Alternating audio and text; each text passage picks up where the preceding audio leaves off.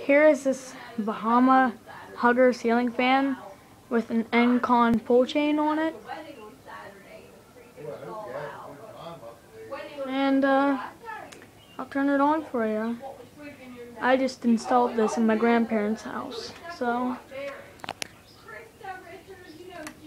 it's high.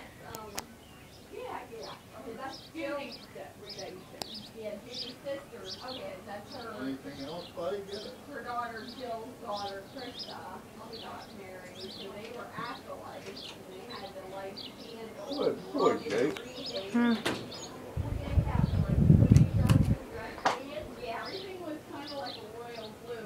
Just getting a video of it. Army dress clothes on. Little bugger makes you old air go. Yeah. Look at the dog out there. Oh yeah, he's on the ground. Whenever you put it on full speed then, so... Yeah. It was on medium last time, so... Huh? It was on medium last time, so I put it back on full speed. Now it's on low. It's off.